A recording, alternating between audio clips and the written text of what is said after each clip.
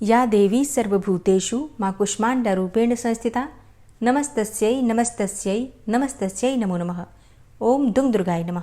आज आषाढ़ गुप्त नवरात्रि का चौथा दिन है और गुप्त नवरात्रि के चौथे दिन 10 महाविद्याओं में से चौथी महाविद्या माँ भुवनेश्वरी की पूजा की जाती है और माँ दुर्गा के 9 स्वरूपों में से चौथा स्वरूप माँ कुष्मांडा की आराधना की जाती है।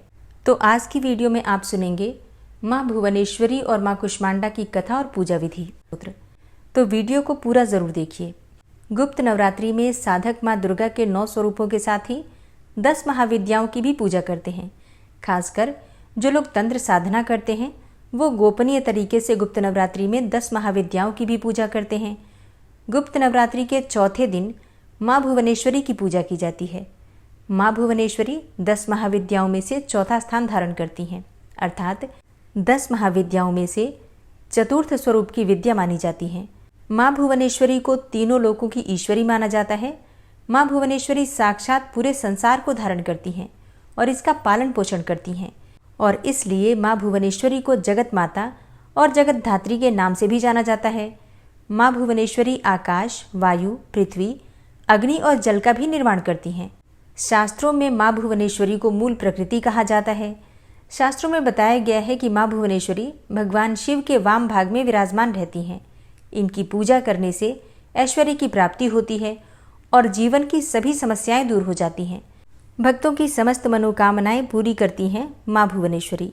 इन्हें भगवान शिव की सहचरी अर्थात सखी भी कहा जाता है। माँ भुवनेश्वरी की विधि विधान से पूजा करके इस मंत्र का जप करना चाहिए। ओम श्री भुवनेश्वराय नमः, ओम श्री भुवनेश्वराय नमः। इस मंत्र का जप करने से समस्त प्रकार की कामनाएं पूरी हो जाती हैं। और इस मंत्र का जप आपको हकीक की माला से यानी कि सफ़ेद हकीक या फिर रुद्राक्ष की माला से करना है। पौराणिक कथाओं में माता भुवनेश्वरी को ही शताक्षी और शाकंभरी नाम दिया गया है। पुत्र प्राप्ति के लिए लोग इनकी आराधना करते हैं। आदि शक्ति माँ भुवनेश्वरी के विषय में एक पौराणिक कथा है। उस कथा के अनुसार एक बार मधुकैटभ नामक महादैत्यों ने पूरी पृथ्वी पर हाहाकार मचा रखा था। तब सभी देव मिलकर भगवान विष्णु के पास गए और उनको अपनी निद्रा का त्याग करने के लिए प्रार्थना करने लगे ताकि वे जल्दी से उठकर मधुकैटभ का वध करें और उनकी रक्षा करें। देवताओं की स्तुति सुनकर भगवान श्री हरिविष्णु प्रसन्न हुए और उन्होंने अपनी निद्रा का त्याग किया तथा जागृत हुए और उन्होंने 5000 वर्षों तक मधुकैटभ नामक महाअसुरों से युद्ध किया। बहुत अधिक समय तक युद्ध करते हुए भगवान श्री हरिविष्णु थक गए और वो अकेले ही युद्ध कर रहे थे। तो अंत में उन्होंने अपने अंतःकरण की शक्ति योग माया आधा शक्ति से सहायता के लिए प्रार्थना की। तब देवी ने उन्हें आश्वस्त किया कि वे उन दोनों दैत्यों को अपनी माया से मोहित कर देंगी। फिर योग माया आधा शक्ति की माया से मोहित होकर दैत्य भाई मधुकैटभ भगवान विष्णु से कहने लगे। मधुकैटभ ने कहा कि हमारा वध ऐसे स्थान पर कीजिए जहाँ पर ना ही जल हो और ना ही स्थल। भगवान विष्णु ने दैत्यों को अपनी जंघा पर रखकर अपने चक्र से उनके मस्तक को देह से अलग कर दिया। इस प्रकार उन्होंने मधुकैटभ का वध किया, परंतु वे केवल निमित्त मात्र ही थे। उसके बाद भगवान ब्रह्मा जी, विष्णु भगवान और शंकर जी ने देवी आदिशक्ति योग निद्रा महामाया की स्तुति की, जिससे प्रसन्न होकर आदिशक्ति ने ब्रह्मा जी को सृजन, विष्णु जी को पालन तथा शंकर जी को संहार के देवता के रूप में चुना। ब्रह्मा जी ने देवी शक्ति से प्रश्न किया कि अभी चारों ओर जल ही जल फैला हुआ है, पंचतत्व, गुण, तन्मात्राएं और इंद्रियां कुछ भी व्याप्त नहीं है, तथापि तीनों देव शक्तिहीन हैं। देवी ने मुस्कुराते हुए उस स्थान पर एक सुंदर विमान को प्रस्तुत किया। एक उड़ता हुआ रथ उनके सामने आया और एक आवाज ने उन्हें रथ में बैठने को आदेश दिया। अब जैसे ही त्रिदेव रथ में बैठे वो मन की गति से उड़ने लगा और उन्हें एक अजीब से स्थान पर ले गया। यह स्थान असल में रत्नों का द्वीप था, जिसके चारों तरफ अमृत का सागर और मनमोहक आकर्षक जंगल थे। जैसे ही त्रिदेव रथ के बाहर उतरे वह स्त्री के स्वरूप में बदल गए। फिर उन्होंने उस द्वीप का अच्छी तरह से मुआयना किया। वहां उन्हें एक शहर मिला। उस शहर के चारों तरफ सुरक्षा की 9 परतें थी और इस शहर की सुरक्षा उग्र स्वभाव के भैरव, क्षेत्रपाल, मातृका और दिग्पाल कर रहे थे। फिर जैसे ही वे शहर के अंदर गए, शहर का सौंदर्य और विकास देखकर मंत्रमुग्ध हो गए। आखिरकार वे शहर के अंदर स्थित मुख्य राजमहल में पहुंचे, जिसका नाम चिंतामणि गृह था और जिसकी सुरक्षा योगिनियां कर रही थी। यह शहर था श्रीपुर। देवी भुवनेश्वरी की राजधानी, जो मणिद्वीप की रानी थी। जैसे ही त्रिदेव महल के अंदर घुसे, उन्हें देवी भुवनेश्वरी के दर्शन हुए। उनकी छटा लाल रंग की थी, उनकी 3 आंखें 4 हाथ थे तथा उन्होंने लाल रंग के आभूषण पहने थे। उनके शरीर पर लाल चंदन का लेप लगा था तथा उन्होंने लाल कमल की माला पहनी थी। बाएं हाथ में उन्होंने अंकुश और पास पकड़ा था तथा दाहिने हाथ से वो अभय और वरद मुद्रा दिखा रही थी। उनका मुकुट अर्धचंद्र रूपी मणि द्वारा सुसज्जित था और वह त्रयंबक भैरव की बाईं गोद में बैठी थी, जो कि श्वेत वर्ण के थे। उन्होंने श्वेत वस्त्र पहने थे, उनके बाल उलझे हुए थे तथा उनके सर के ऊपर भी अर्धचंद्र और गंगा नदी थी। उनके 5 चेहरे थे तथा हर एक चेहरे में 3 आंखें थी। उनके 4 हाथ थे तथा उन्होंने त्रिशूल और फरसे लेने के साथ ही वरद और अभय मुद्रा भी प्रदर्शित की हुई थी। देवी भुवनेश्वरी और त्रयंबक भैरव पंचप्रेत आसन पर विराजमान थे। पंचप्रेतासन वह सिंहासन है जिसमें परम शिवा गद्दी के रूप में तथा 5 पैरों के स्थान पर सदाशिव, ईश्वर, रुद्र, विष्णु और ब्रह्मा स्थापित हैं। इन सबकी सेवा में अनेकों योगिनियां थीं। इनमें से कुछ तो पंखा डोल रही थी, कुछ कपूर डालकर पान के पत्ते समर्पित कर रही थी, कुछ नए शीशे पकड़े हुए थी और कुछ घी, शहद और नारियल पानी समर्पित कर रही थी। कुछ माता के बाल का श्रृंगार करने के लिए तैयार थी और कुछ देवी के मनोरंजन के लिए नृत्य तथा गायन में लिप्त थी। त्रिदेव ने वहां पर असंख्य ब्रह्मांड देखे। हर ब्रह्मांड में उनकी तरह ही त्रिदेव थे और ये सब उन्होंने माता भुवनेश्वरी के पैरों के नाखून में ही देख लिया। कुछ ब्रह्मांड ब्रह्मा द्वारा बनाए जा रहे थे और कुछ विष्णु द्वारा पाले जा रहे थे तथा कुछ ब्रह्मांड रुद्र के द्वारा संहारित किए जा रहे थे। त्रयंबक अर्थात ब्रह्म की इच्छा शक्ति द्वारा उत्पन्न भुवनेश्वरी ने त्रयंबक के 3 स्वरूप बनाए, ब्रह्मा, विष्णु और रुद्र। इस तरह त्रिदेव त्रयंबक के ही 3 रूप हैं। तत्पश्चात देवी भुवनेश्वरी ने अपनी शक्तियां त्रिदेव को प्रदान कर दी। ब्रह्मा के लिए देवी सरस्वती, विष्णु के लिए देवी लक्ष्मी तथा रुद्र के लिए देवी काली का निर्माण किया तथा उन्हें उनकी जगहों पर स्थापित किया। ब्रह्मा और सरस्वती ने मिलकर एक ब्रह्मांड रूपी अंडा बनाया। रुद्र और काली ने इसे तोड़ा, जिससे कि पंचतत्व स्वरूप में आए। इसके बाद पंचतत्व का उपयोग कर ब्रह्मा और सरस्वती ने संपूर्ण ब्रह्मांड की रचना की तथा विष्णु और लक्ष्मी ने इसके पालन पोषण का हर कार्य किया। अंत में रुद्र और काली ने ब्रह्मांड की समाप्ति की ताकि सरस्वती और ब्रह्मा पुनः रचना शुरू कर सकें। देवी भुवनेश्वरी की पूजा करते समय ताजे लाल फूल या फिर सफ़ेद पुष्प चढ़ाना शुभ माना जाता है। धूप दीप जलाकर माँ की पूजा की जाती है। इसके साथ ही फल और मिठाइयों का भोग लगाया जाता है। फिर वहीं बैठकर माता भुवनेश्वरी के मंत्रों का जप करना चाहिए। आप चाहें तो भुवनेश्वरी अष्टकम या फिर भुवनेश्वरी कवचम का भी पाठ कर सकते हैं। ध्यान साधना के द्वारा माँ की पूजा करने से मनचाही कामनाएं भी पूर्ण होती हैं। इसके साथ ही आध्यात्मिक विकास भी होता है और आंतरिक शांति यानी कि मानसिक शांति का आशीर्वाद भी मिल जाता है। नवरात्रि के चौथे दिन माता भुवनेश्वरी के साथ ही माता कुष्मांडा की भी पूजा की जाती है। तो अब आप सुनेंगे माता कुष्मांडा की पूजा विधि और कथा। माँ दुर्गा के चौथे स्वरूप का नाम है कुष्मांडा। नवरात्रि के चौथे दिन माँ कुष्मांडा देवी के स्वरूप की ही उपासना की जाती है। अपनी मंद हल्की हंसी के द्वारा अंड यानी ब्रह्मांड को उत्पन्न करने के कारण इस देवी को कुष्मांडा नाम से अभिहित किया गया है।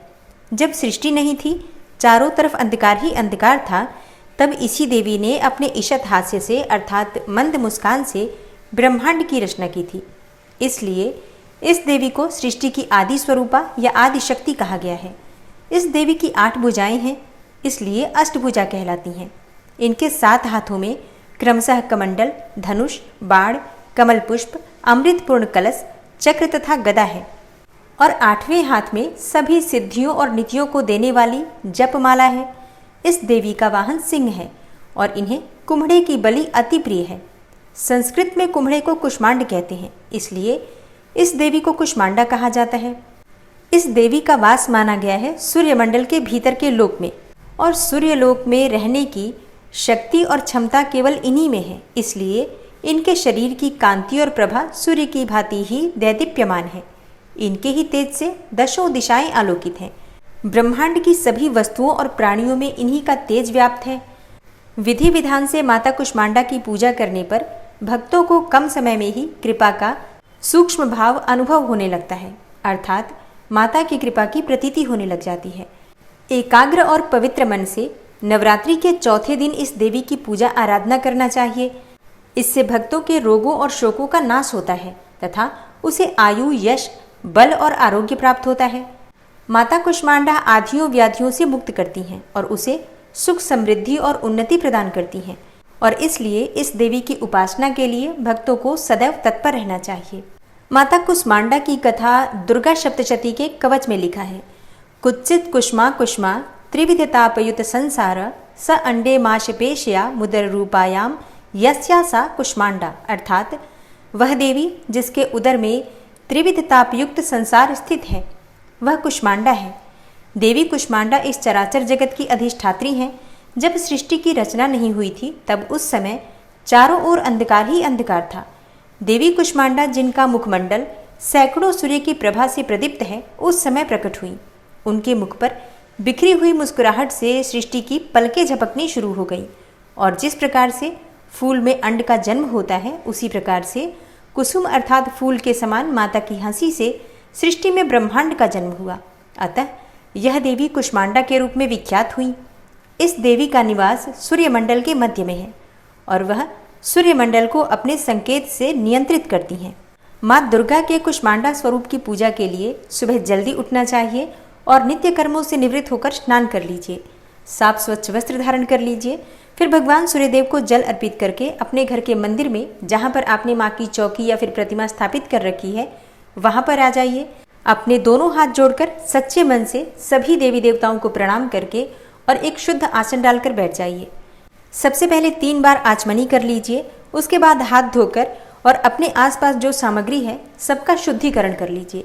गंगा जल या फिर शुद्ध जल से छींटे देकर अपने ऊपर और अपने आसपास की सभी वस्तुओं को शुद्धिकरण करने के बाद अपने सामने शुद्ध घी का एक दीपक प्रज्वलित कीजिए।